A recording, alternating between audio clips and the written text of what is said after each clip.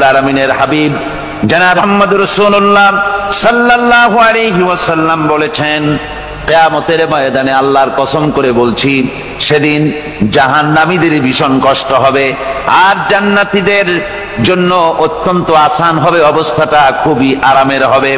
নবীজি বলেন, এক ফরজ নামাজ, এক ওয়াক্ত ফরজ নামাজ আদায় করতে যে সময়টুকুন লাগে, কিয়ামতের মাঠের এই সময় এত বড় বিরাট লম্বা সময় জান্নাতীদের জন্য এরকম হালকা হয়ে যাবে। সুবহানাল্লাহ। হযরত আবু সাঈদ খুদরী রাদিয়াল্লাহু তাআলা আনহু হাদিস কেন বর্ণনা করেছেন, এক ওয়াক্ত নামাজ, একটা ফরজ নামাজ পড়তে যতটুকুন সময় লাগে এতটুকুন সময়ের ভেতরে জান্নাতীদের কারবার শেষ হয়ে যাবে। সুবহানাল্লাহ বিহামদি। আর ওদের কারবার তো শেষই হবে না। وَيَوْمَ تَشَقَّقُ السَّمَاءُ بِالْغَمَامِ وَنُزِّلَ الْمَلَائِكَةُ تَنزِيلًا। ওরা ফেরেশতা দেখতে চায়। সেদিন আসমান সমূহ বিদীর্ণ হয়ে মেঘ পুঞ্জ বেরিয়ে আসবে, আত্মপ্রকাশ করবে। তার ভেতর থেকে ফেরেশতারা ক্রমাগত নাজিল হতে থাকবে। আর অবস্থাটাই হবে, আল মুলকু ইয়াউমাইযিনিল হাক্কু লিররহমান ওয়া কানা ইয়াওমান আলাল কাফিরিনা আসীরা। আর সেদিনে বাদশাহী হবে কেবলমাত্র রহমানেরই। ওয়া কানা ইয়াওমান আলাল কাফিরিনা আসীরা। আর সেই কিয়ামতের দিন, সেই সময়টা হবে কাফেরদের জন্য বড়ই কঠিন।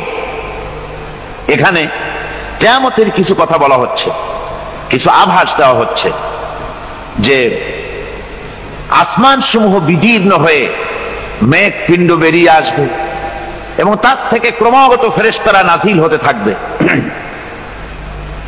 আল্লাহর হাবিব বলেছেন, কেউ যদি কিয়ামতের দৃশ্য দেখতে চায় সেজন্য সূরা ইজা শামসু কুবিরাত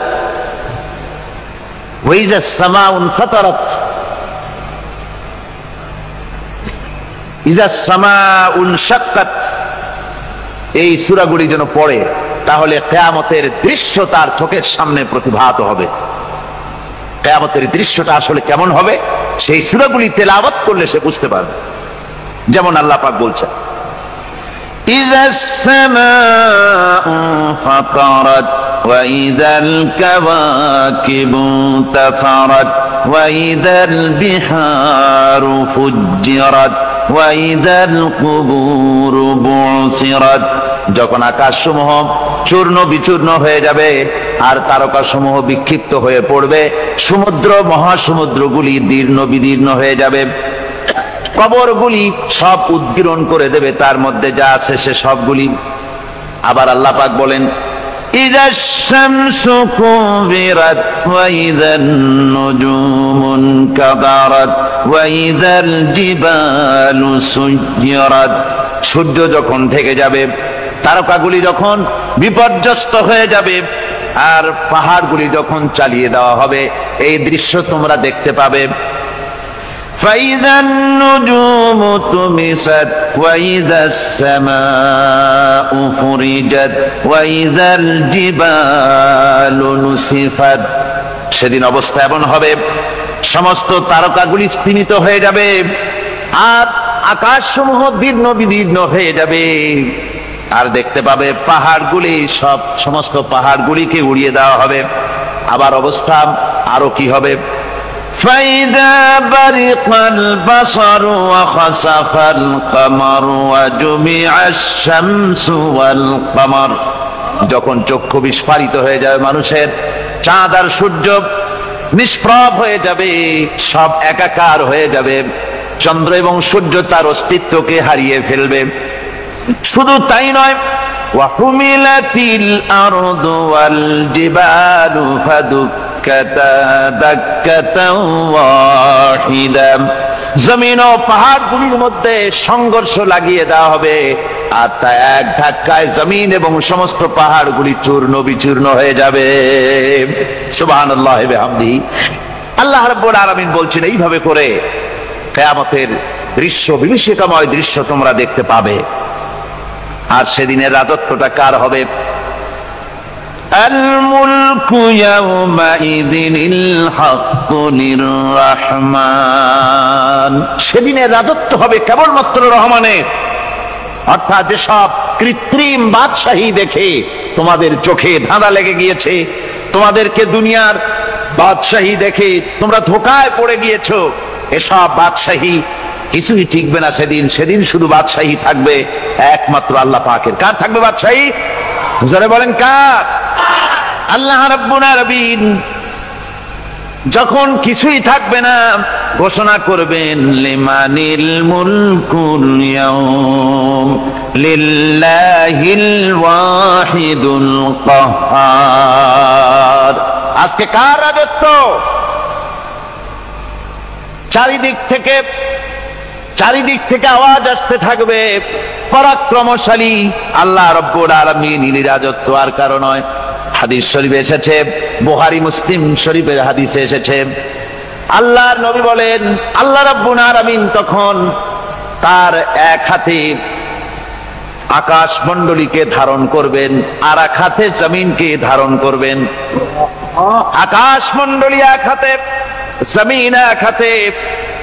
এভাবে আল্লাহ রাব্বুল আলামিন বলবেন আইনাল জাব্বারুন আইনাল মুতাকাব্বিরুন। কোথায় সেই স্বৈরাচারীরা? কোথায় সেই দুর্বিনীত অহংকারী স্বৈরাচার যারা আমার জমিনের উপরে, আমার মানুষের উপরে রাজত্ব চালিয়েছে? তারা আজকে কোথায়? কোথায় সেই অহংকারীরা? আল্লাহ পাক সেদিন যে বলবেন, সেদিন তো বলবেন, কিন্তু দুনিয়ার মাঝেও স্বৈরাচার যারা, অহংকারী যারা, তাদের শাস্তি পৃথিবীর বুকেও দেন, আর সেদিন তো দিবেনি। কত স্বৈরাচার আমরা দেখলাম, কত অহংকারী দেখলাম, যাদের তর্জনী হেননে লক্ষ কোটি কোটি মানুষ উঠতো আর বসতো। তাদের জিল্লাতির সঙ্গে আল্লাহ রাব্বুল আলামিন কতজনকে বিদায় করে দিলেন। ফুলের মালা নিয়ে কুলাতে পারে নাই, পা থেকে শুরু করে গলা পর্যন্ত ফুলের মালা দিয়া ডুবাই দিল ভক্তরা। আবার আল্লাহ রাব্বুল আলামিন এমন শাস্তি দিলেন, ফুলের মালার পরিবর্তে জুতার মালা নিয়ে জেলের মধ্যে ঢুকাইয়া দিলেন। ঠিক কিনা গণ? অহংকারী আর স্বৈরাচার যারা হয়, আল্লাহ পাক এভাবে তাদের দৃষ্টান্ত দেখিয়ে দেন। আমরা কত দেখলাম, 9 বছরের রাজা 10 বছরের সাজা। পৃথিবীর মুখে যারা অহংকার করে, যারা স্বৈরাচার হয়, আল্লাহর আইনকে যারা বৃদ্ধাঙ্গুষ্টি প্রদর্শন করে, আল্লাহ পাক তাদের জমিনেও দেখান। এখানে চূড়ান্ত ফয়সালা আল্লাহ করেন না, আসল ফয়সালার জায়গা তো আছেই, তবে এখানে নমুনা দেখায় দেন। কিন্তু মুশকিল হচ্ছে, ইতিহাসের সবচাইতে বড় শিক্ষা হলো ইতিহাস থেকে মানুষেরা শিক্ষা গ্রহণ করে না। একজনে যে কাম করে বিপদে পড়ে, আর একজন এসে আবার সেই পথেই অগ্রসর হয়, নিশ্চিত মৃত্যুর পথে। আমার বন্ধুগণ, আল্লাহ পাক বলছেন সেই দিন আমার রাজত্ব হবে, আর কারো রাজত্ব হবে না। ওয়াকানা ইয়াওমান আলাল কাফিরিনা আসীরা। আর ওই দিনটা, ওই কিয়ামতের দিন হবে কাফেরদের জন্য সবচাইতে কঠিন। সবচাইতে কঠিন হবে কাদের জন্য? কাফেরদের জন্য। কাফের কারা? কাফের হচ্ছে তারা যারা নাকি আল্লাহর আইনকে অস্বীকার করেছে, আল্লাহকে অস্বীকার করেছে, আল্লাহর আইনকে অস্বীকার করেছে। ওরা কি? কাফের। কুফর শব্দের অর্থ হচ্ছে গোপন করা। এই জন্য অন্ধকার রাতকে আরবিতে কাফের বলা হয়েছে, অর্থাৎ যা সব জিনিসকে অন্ধকার দিয়ে ঢেকে দেয়। তো কুফর হচ্ছে সেই জিনিস যা মহাসত্যকে ঢেকে দেয়, সত্যকে, মহাসত্যকে ঢেকে দেয় যেই জিনিস, সেটাকে কুফর বলা হয়। আর এই কাফের অন্ধকারে ঘুরে মরে, সে কোন আলোর খোঁজ পায় না। আল্লাহ রাব্বুল আলামিন বলেন, কাফেরদের কথা এখন শোনাচ্ছেন আল্লাহ পাক, ওয়াল্লাযীনা কাফারু আউলিয়াউহুমুত তাগুতু ইউখরিজুনাহুম মিনান নূরি ইলাজ যুলুমাত। যারা কাফের, যারা কুফরি অবলম্বন করেছে, তাদের সাহায্যকারী আর পৃষ্ঠপোষক হচ্ছে তাগুত। তাগুত বলা হয় সেই শক্তিকে যে শক্তি শুধু নিজেই আল্লাহর আইন অমান্য করে বসে থাকে না, বরং অন্যদেরকেও আল্লাহর আইন অমান্য করতে বাধ্য করে। ওদেরকে আরবিতে কি বলা হয়? তাগুত বলা হয়। আর এই তাগুতি শক্তি, এই তাগুত হয় তার সাহায্যকারী, যা তাকে আলো থেকে টেনে অন্ধকারের ভেতরে নিয়ে যায়। আর কাফের হচ্ছে আল্লাহ পাকের ভাষায় অর্থাৎ কোরআনের ভাষায় কাফের হচ্ছে সবচাইতে নিকৃষ্ট প্রাণী, সবচাইতে নিকৃষ্ট জীব। মহাসত্যকে যারা অস্বীকার করেছে, যারা আল্লাহকে মানে না, যারা আল্লাহর কোরআনকে মানে না, যারা ইসলামকে স্বীকার করে না, তারা সবচাইতে নিকৃষ্ট প্রাণী। আল্লাহ রাব্বুল আলামিন বলেন, ইন্না শাররাদ দাওয়াবি ইনদাল্লাহিল্লাযীনা কাফারু ফাহুম লা ইউমিনুন। নিশ্চয়ই আল্লাহর জমিনে সব বিচরণশীল জীব যত আছে, আল্লাহ বলছেন আমার জমিনে বিচরণশীল জীব যত আছে তার মধ্যে সবচাইতে নিকৃষ্ট প্রাণী হলো যারা ঈমান আনে নাই, যারা বিশ্বাস করে না আমি আল্লাহকে, যারা পরকালকে বিশ্বাস করে নাই, যারা কোরআনকে বিশ্বাস করে নাই, যারা ইসলামকে বিশ্বাস করে নাই, পৃথিবীর মধ্যে তারা সবচাইতে নিকৃষ্টতম প্রাণী। আল্লাহ বলেন শুধু নিকৃষ্ট জনক নিকৃষ্ট প্রাণী বললেই সারে না, এরা হলো চতুষ্পদ জানোয়ারের মতো। কে বলতেছেন? আমি বলছি না, কিন্তু আল্লাহ পাক বলতেছেন চতুষ্পদ জানোয়ারের মতো কাফেরেরা। وَمَثَلُ الَّذِينَ كَفَرُوا كَمَثَلِ الَّذِي يَنْعِقُ بِمَا لَا يَسْمَعُ إِلَّا دُعَاءً وَنِدَاءً। এই কাফেরদের দৃষ্টান্ত হচ্ছে সেই রাখালের মতো, যে রাখাল তার পশুদেরকে ডাকে, আর ওই পশুরা একটা ডাক শোনে মাত্র, কিন্তু কি যে বলে তা তো পশুতে বোঝেন। কথা বুঝতে পেরেছে? সুম্মুন বুকুমুন উমিয়ুন ফাহুম লা ইয়াকিলুন। এরা বোবা, এরা বধির, এরা অন্ধ, এ কারণেই কোনো কথা বোঝে না। এরা চতুষ্পদ জানোয়ারের চাইতেও নিকৃষ্ট। যাদেরকে আমি আল্লাহ বলেন, যাদেরকে আমি চোখ দিলাম, চোখ থাকতে হক দেখলো না, সব দেখলো। হক দেখে নাই চোখ দিয়া, এই চোখ দিয়া সব দেখলো। নারীর সৌন্দর্য উপভোগ করলো, আর নারীর অঙ্গ প্রত্যঙ্গ নিয়ে নানা ধরনের গল্প লিখলো, কবিতা লিখলো, কিন্তু এই সৌন্দর্য যিনি দিলেন তারেও চিনল না। আছে না কত কবি আমাদের দেশে? আমার দেশের সেই কবি জাতীয় পুরস্কার পায় যে কবি নারীর বিশেষ বিশেষ অঙ্গ নিয়ে বেশি করে নির্লজ্জ কবিতা লিখতে পারে, ওই হলো সবচেয়ে বড় কবি। আমার বন্ধুগণ, একজন বুজুর্গ ব্যক্তি তিনি পথ দিয়ে যাচ্ছিলেন, তো সে পথে এক সুন্দরী যুবতী মেয়েকে দেখে সেই যুবতী মেয়ের দিকে এই বুজুর্গ ব্যক্তি এক নজরে তাকায় আছে। তখন এই ঘটনাটাকে কবি এভাবে লিখতেছেন সাজায়, একদা সুখদায়ক প্রমোদা বদন দর্শন করিবম ঝরিল নয়ন, হেসে কহে সে রূপসী সবিস্ময় মন, কহ দেখি মহাশয় কহ কি কারণ, বিষয় বিরাগী তুমি ভুবনে প্রচার, কি হেতু জন্মিল তব মানস বিকার, সামান্য ললনা রূপ করি দর্শন, উচিত না হয় তব অশ্রু বরিশন। বুজুর্গ ব্যক্তি ওই মহিলার দিকে তাকিয়ে তাকিয়ে কাঁদতেছেন। সুন্দরী মহিলা বলেন, আল্লাহর বুজুর্গ বান্দা, আপনি এলাকার ভিতরে বুজুর্গ এবং পীর হিসাবে, বুজুর্গ ব্যক্তি হিসাবে আপনি বিখ্যাত।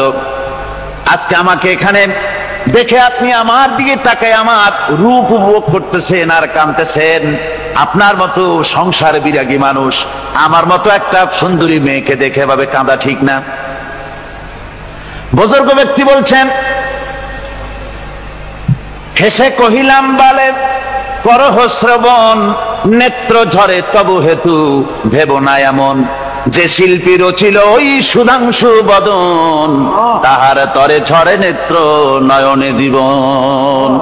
আল্লাহর বান্দি, আমি তোমাকে দেখি কান্দি না, আমার চোখে পানি বেরিয়ে গেছে। তোমারে দেখে আমি মনে মনে ভাবলাম, এত সুন্দর করে যিনি মানুষ বানিয়েছেন, না জানি ওই আল্লাহ রব্বুল আলামিন কত বড় সুন্দর। আমার ভাইরা, সুতরাং চোখ থাকতে ওরা আল্লাহ রাব্বুল আলামিনের কুদরত ওরা দেখে নাই, কান থাকতে কোরআনের আওয়াজ ওদের কানের মধ্যে ঢোকে নাই, বিবেক থাকতে আল্লাহর দ্বীনকে বুঝতে পারে নাই, চিন্তা করতে পারে নাই। আল্লাহ রাব্বুল আলামিন বলেন, উলাইকা কাল্লানাম, এরা হলো চতুষ্পদ জানোয়ার, বালহুম আদল, শুধু জানোয়ার না, জানোয়ারের চাইতেও নিকৃষ্ট। এমনই জানোয়ার, আল্লাহ বলেন শুধু জানোয়ার না, জানোয়ারের মতো শুধু খায় জনমের মতো। ওয়াল্লাযীনা কাফারু ইয়াতামাত্তাউনা ওয়া ইয়াকুলুনা কামা তাকুলুল আনআম। এই কাফেরগুলির কাম শুধু ফুর্তি করা, গান বাজনা, নাটক, গল্প, এই সব কাজ তাদের। নামাজ নাই, রোজা নাই, আল্লাহর চিন্তা নাই, তাহাজ্জুদ নাই, পরহেজগারি নাই, শুধু গান আর নাচ। দেখেন না ফুর্তি। এই যে 1 জানুয়ারি রাত 12টার সময় আমার ঘুম ভেঙে গেল, এই যেখানে আমি ছিলাম, বিকট আওয়াজ। আমি মনে করলাম পাশের বাড়ি বুঝি ডাকাত পড়ছে। পরে বাড়িওয়ালা আমাকে বললেন যে ডাকাত না, বোধহয় এই নিউ ইয়ার সেলিব্রেট হচ্ছে, নতুন বৎসর উদযাপন হচ্ছে, বোমা দিয়ে শহরবাসীর আরামের ঘুম হারাম করে এগুলি করা হচ্ছে। এ তো গেল 1 জানুয়ারি। আর যখন আমাদের নিজেরটা যখন আসে, অর্থাৎ 1 বৈশাখ, তখন দেখছেন অবস্থা 1 বৈশাখে। এবছর আমাদের দেশে 1 বৈশাখে ঢাকায় যে দৃশ্য আমি টিভির মধ্যে দেখলাম, তাতে আমার মনে হয়নি যে 12 কোটি মুসলমানের দেশে রাজধানীতে এই দৃশ্য হচ্ছে। আমার মনে হচ্ছিল এটা বুঝি কলকাতা অথবা অন্য কোনো শহর হবে। আমি দেখলাম সমস্ত যুবক যুবতী, নারী পুরুষ, বিভিন্ন বয়সের লোক সব একসঙ্গে রাস্তায় নেমেছে, নাচতেছে। তার মধ্যে বুদ্ধিজীবী আছে, শিক্ষিত লোক আছে, সমানে নাচতেছে। আর তাদের মুখোশ পরা, বানরের মুখোশ, কুকুরের মুখোশ, শূকরের মুখোশ, ঘোড়ার মুখোশ, পাপী শিয়ালের মুখোশ, এই মুখোশ পরে এভাবে নাচতেছে। আমি চিন্তা করলাম, নববর্ষের সাথে কুত্তার মুখোশের সম্পর্ক কি? নববর্ষের সাথে পাপী শৃগালের মুখোশের সম্পর্ক কি? তাহলে ওরা কি বলতে চায় যে আগামী বছরটা আমরা কুত্তার ভূমিকায় অ্যাক্টিং করব, অথবা শৃগালের মতো ধূর্তামি করব জাতির সাথে? তারপরে কি করলো? সকাল বেলায় যুবক যুবতী 1 বৈশাখ সূর্য উদয়ের আগে রমনা লেকের পাড়ে গিয়ে সব দাঁড়িয়েছে বাসন্তী রঙের শাড়ি পরে। তারপরে সেখানে দাঁড়িয়ে সূর্য উদয়ের পানে তাকিয়ে সকাল বেলায় ভাবে করজোর করে বলছে, এসো হে নববৈশাখ স্বাগতম হে। নববৈশাখ অলক্ষে বোধহয় এটা শুনে বলতেছে, বাবাজিরা আমারে ডাকতেছো, অপেক্ষা করো, আমি আসতেছি। আমারে ডাকতেছো, আমি আসতেছি, কোমরে গামছা বেঁধে আসতেছি, 225 মাইল স্পিডে আসতেছি, 30 ফুট উঁচু জলোচ্ছ্বাস নিয়ে আসতেছি, নববৈশাখের মজা সাত চাকায়। আমার ভাইরা, মুসলমান নববর্ষ উদযাপনের সাথে মুসলমানের কিসের সম্পর্ক? মুসলমান যদি এই দিন উদযাপনই করে, তাহলে তাকে করতে হবে ফজরের নামাজ পড়বে। মুসলমান নববর্ষ উদযাপন করবে, ফজরের নামাজ পড়বে, তারপরে কোরআন শরীফ তেলাওয়াত করবে, দরুদ শরীফ পড়বে, আল্লাহর দরবারে হাত তুলে বলবে, রব্বুনা রাব্বিন, 1 বছর পার করে দিলাম, নাফরমানি ছাড়া কিছুই তো করি নাই, বিগত বছরে যা করেছি মাফ করে দাও, আগামী বছরটা গোটা জাতি আর দেশের জন্য কল্যাণকর মঙ্গলময় করে দাও। এটাই তো বলা উচিত ছিল নাকি? বলে তা না করে, তা না বলে, বৈশাখের পরিচালককে না দেখে সরাসরি বৈশাখকে আহ্বান করা হয়েছে, আর বৈশাখ আহ্বান করার মজা জনমের মতো দেখাই দিয়েছে। আল্লাহ রাব্বুল আলামিন তাই বলেন, কাফেররা তাদের কাজ হলো শুধু খাওয়া, তারা এমন খাওয়া খায় জনমের মতো খায়। ইয়াকুলুনা কামা তাকুলুল আনাম, জানোয়ারে যেমন খায় ওই রকম খায়। তার মানে খায়, একটু বিসমিল্লাহ কয় না, খায়া যখন ছেড়ে দেয় তখন আলহামদুলিল্লাহ বলে না, বাহাত দিয়ে খায়, আবার বাহাত দিয়ে খায়। ডাব একটা কাটলো, বিসমিল্লাহ নাই, খাইলো, 2-4 ঢোক খাইয়া পুরা ডাবটার ফেলাই দিল। ডাবটা কি তোমার বাজান তৈরি করছিল নাকি? একটু বিসমিল্লাহ বললা না, একটু শুকরিয়া আদায় করলাম। আমি গত এই ডিসেম্বর গেল, ডিসেম্বরের 16 তারিখ আমেরিকা থেকে এসেছি। ওখানে দেখলাম তারা প্রতি নভেম্বর মাসের শেষ বৃহস্পতিবার থ্যাঙ্কস গিভিং ডে অবজার্ভ করে। তা আমি জিজ্ঞেস করলাম, থ্যাঙ্কস গিভিং ডে জিনিসটা কি? ওরা বলল, এটা হচ্ছে এই যে গড আমাদেরকে সারা বছর ভালো খাওয়াইছে, আমাদেরকে ভালোভাবে পড়াইছেন, সুন্দর রেখেছেন, এই জন্য আমরা গডকে থ্যাঙ্কস দেই নভেম্বরের এই শেষ দিনটিতে। সারা বছরের ভালো খাইছি, ভালো থাকছি, এই জন্য গভর্নমেন্টকে মানে গডকে থ্যাঙ্কস দিলাম। আমি আমার আলোচনায় সেখানে বললাম যে দেখেন, রাশিয়ার সাথে আমেরিকার পার্থক্য তো এখানে, ওরা গডকে অস্বীকারই করেছে, গডই মানে না। আর এরা গডের নামাজ রোজা বা ইবাদত কিছু করুক আর না করুক, গডের অন্তত একটা ধন্যবাদ দেয়। ওরা ওদের ডলারে লিখেছে, ইন গড উই ট্রাস্ট, প্রত্যেকটা ডলারে লেখা আমরা গডে বিশ্বাস করি। তো শুকর আদায় করলে তো আল্লাহ বাড়িয়ে দিবেন। আল্লাহ রাব্বুল আলামিনের সুন্নাত হলো, শুকর যদি কেউ আদায় করে আল্লাহ বাড়িয়ে দেন।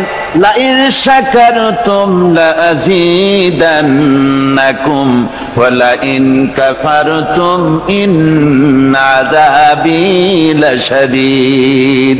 আমার নিয়ামতের শুকর যদি আদায় করো আমি বাড়ায় দেব, আর যদি নিয়ামতের শুকর আদায় না করো তাহলে মস্ত বড় শাস্তি তোমাদের জন্য রেখেছি।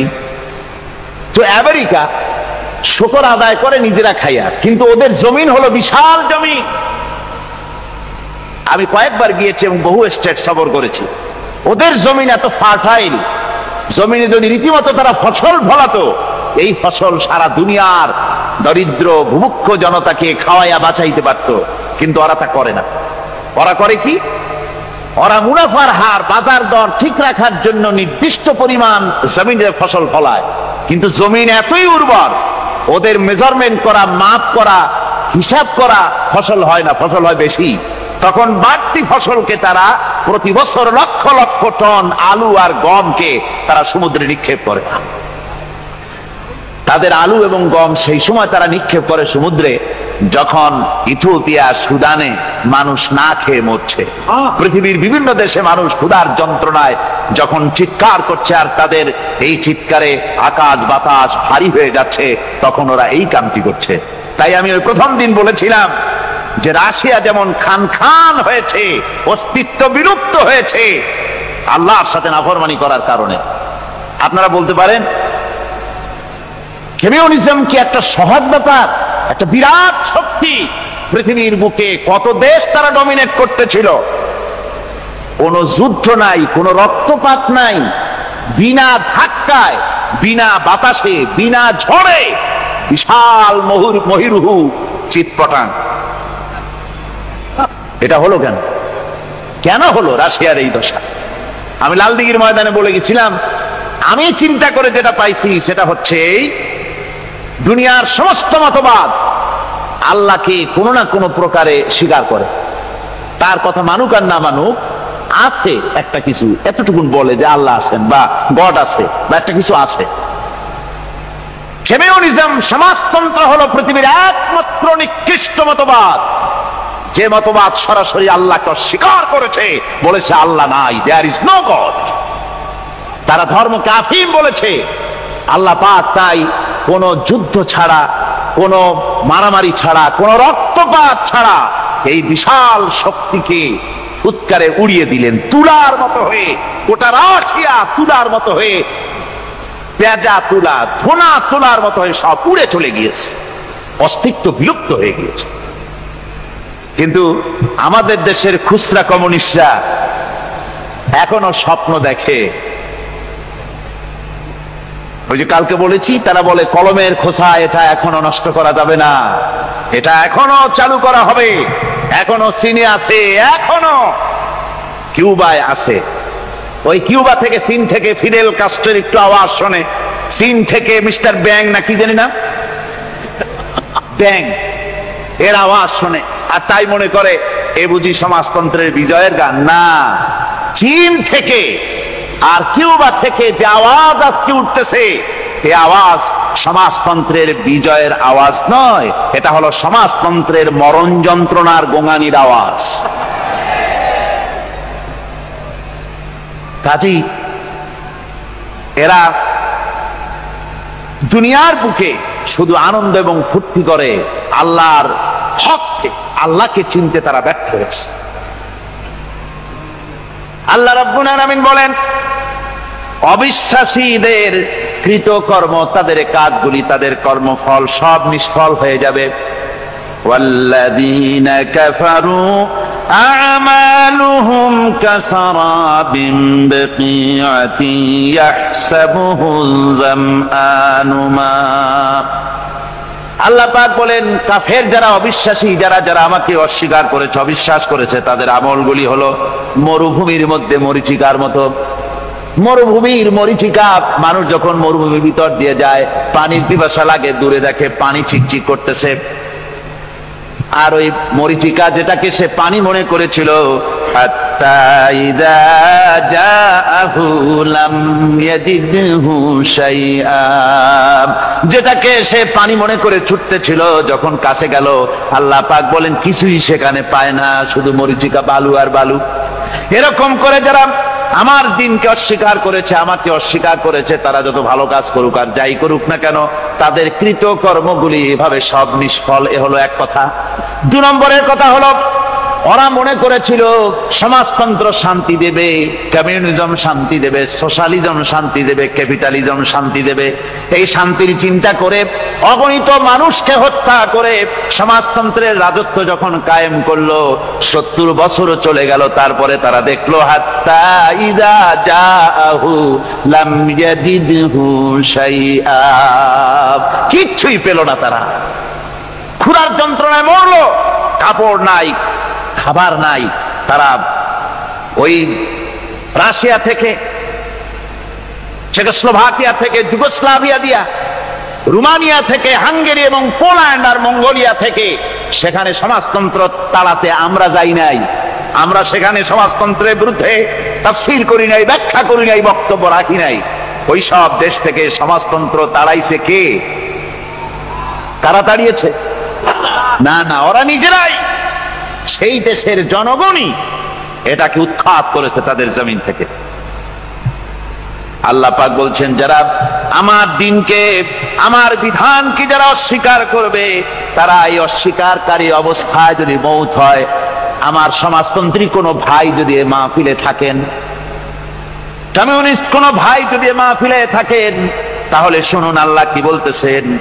আল্লাহর দিনকে, আল্লাহর কোরআন, পূর্ণাঙ্গ জীবন বিধান, অর্থনীতি আছে, সমাজনীতি আছে, রাজনীতি আছে, কথা যারা বিশ্বাস করে না, কোরআনকে শুধুমাত্র নামাজ, রোজা, হজ, যাকাত আর বেহেশত দোজখ যারা মনে করে, জীবন ব্যবস্থা মনে করে না, এই অবস্থায় যদি মারা যায়, আল্লাহ রাব্বুল আলামিন বলেন, ইন্নাল্লাযীনা কাফারু ওয়া মাতু ওয়া হুম কুফফারুন উলাইকা আলাইহিম লানাতুল্লাহি ওয়াল মালাইকাতি ওয়ান নাসি আজমাইন।